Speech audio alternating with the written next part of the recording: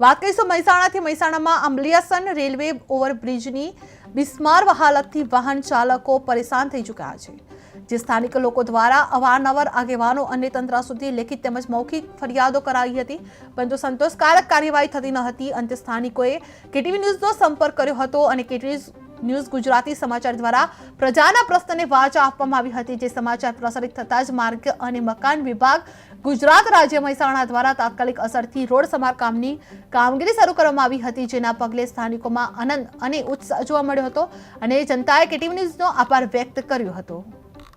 કમલેશભાઈ છે, કમલેશના જ વતની છીએ। આ રોડ લાગડ ગોજારિયા તેમજ ગાંધીનગરને જોડતો બહુ મુખ્ય માર્ગ છે। અહીંયા સાધનોનો બહુ મોટો ઘસારો છે। આ રોડ ઉપર અનેક વખત તીગડા પડવાના કારણે સમારકામ થયેલું છે। હમણાં 2 દિવસ પહેલાં કેટીવી ન્યૂઝમાં જે આવ્યું હતું એનો પડઘો પડતા જાગૃત થઈ ગવર્મેન્ટે તરત જ આ કામ લીધેલું છે હાથમાં, પણ હજુ એટલું સંતોષકારક લાગતું નથી। આવા તીગડાઓ વારે ઘડે થયા રાખે છે અને રિપેરિંગ કર્યા રાખે છે, પણ એનું જે ચોકસાઈથી વ્યવસ્થિત કામ થવું જોઈએ એ હજુ સુધી થતું નથી। તો આ બાબતે તંત્રએ ખાસ ધ્યાન દોરવું પડશે, કેમ કે આ જાહેર માર્ગ છે, બહુ મોટો ઘસારો છે આ રોડ ઉપર, તો તંત્ર આ તરફ ખાસ ધ્યાન દોરે।